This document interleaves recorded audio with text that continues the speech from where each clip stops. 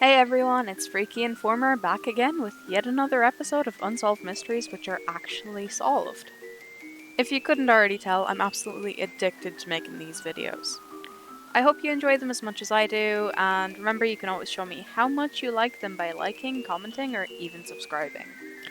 Last time I covered Craig Williamson's disappearance, the Kalitsky-Vogel double homicide, a fake Nessie sighting, the Blue Whale Challenge, and D.B. Cooper. As always, some content warnings apply for this episode and they will be presented as required. This case has a content warning for child neglect and depictions of death. On July 11, 1963, the community of Ashland, Oregon went into shock. A disabled child's body was found by a fisherman at the bottom of Keene County Reservoir, wrapped in a blanket which was weighted down with iron pieces. Alarm spread among the authorities as the child's body was dressed in high-quality clothing, consisting of a red long-sleeved shirt, grey corduroy pants, a cloth diaper with blue diaper pins, anklet socks, and white Walker jumping jack brand shoes. He was also wrapped in a blue-coloured blanket and a handmade patchwork quilt with red gingham squares. The young man was obviously well taken care of.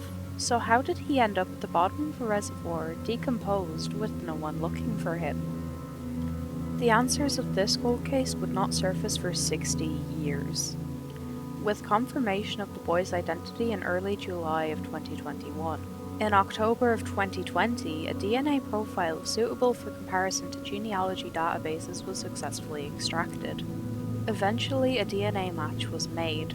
An interview with a possible relative revealed that as a child, he had a young sibling named Stevie with disabilities born in New Mexico who lived in Oregon in the early 1960s, but mysteriously vanished from the family with little explanation. The New Mexico Records Department discovered a birth certificate for Stephen Alexander Crawford. This child was confirmed to be the child in the creek. The police force will not be pressing charges, possibly due to the boy's cause of death being drawn as inconclusive. The following content contains depictions of extreme mental illness and paranoia, as well as discussions of domestic violence. When people go missing, there's generally a lot of fear and worry on the part of loved ones that they'll never see the missing person again.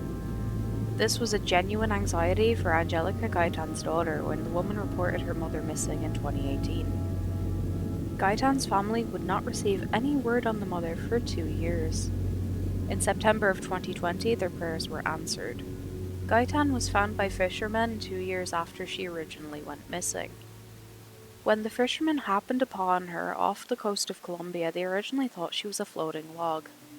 Their next thought upon seeing her pale form was that of a dead body.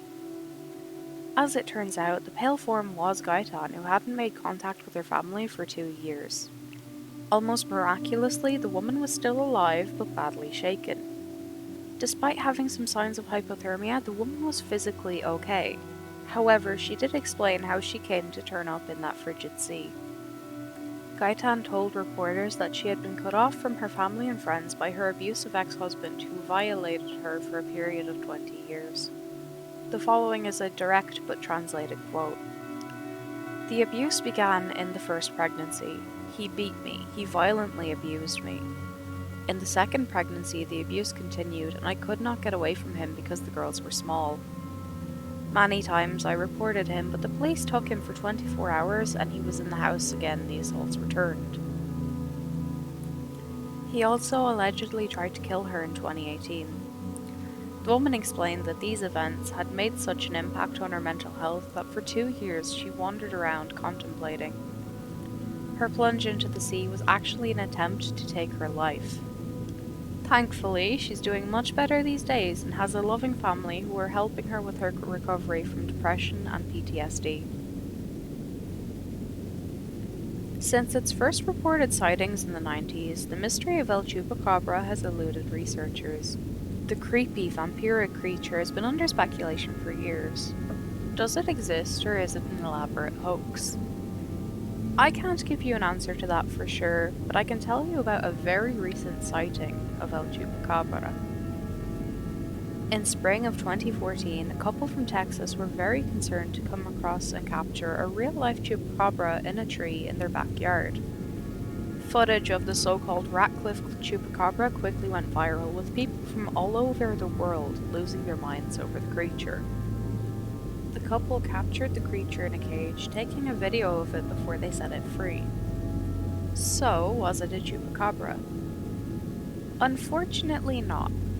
Wildlife experts have asserted that the animal was most likely a raccoon with a severe case of mange. While I can say conclusively that this case of chupacabra sighting is false, we may never know for sure if El Chupacabra is in fact real. This next case comes with a content warning for death and violence. Jennifer Colleen Moore, 41, disappeared without a trace from a Walmart in Chico, California on June 19, 2017. The woman was reported missing after she failed to collect her 12-year-old son from her roommate. Jennifer left her son in the roommate's care in order to go and buy a car in Olivehurst, a town an hour away.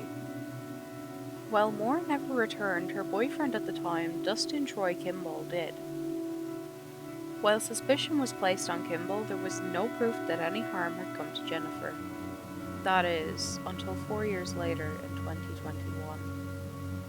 Passers-by in the rural area of Forest Ranch happened across some human remains. The remains were tested and confirmed to be Jennifer's. Suspicion immediately led to the last person to see Jennifer alive, her then-boyfriend Dustin Kimball. While some speculate and argue that Kimball did or not commit the murder, the Butte County Police Force maintained that they have uncovered evidence which gives substantial belief that Kimball did in fact commit the murder. Kimball was arraigned of murder and is awaiting sentencing. Lastly, a telling of a cursed ghost town. The town of Bodie, California has been haunted for as long as anyone cares to remember. The old ghost mining town carried bad luck in its very foundations. In fact, visitors of the town are often warned not to take anything from Bodie, because the bad luck that comes with the town comes from every piece of the property. Here's a letter sent to the town staff in 2003. Dear Bodie, I'm so sorry that I took this piece of metal from the town. I thought it was all a joke, but it wasn't at all. Things are happening that are very hard to explain. Several letters have been sent to the ghost town staff over the past few decades, along with returned items.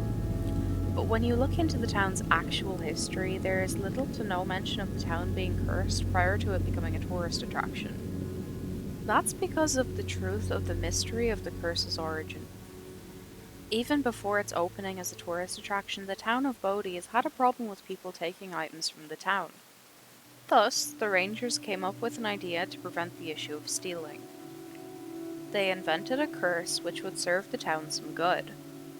The town took on a reputation of being so cursed that even taking a rock from the site would cause the robber terrible misfortune. Of course, human psychology played a huge role in this curse. People with a guilty conscience would chalk up every bad incident they experienced to the item which they took from Bodie. That's it for today's episode, guys.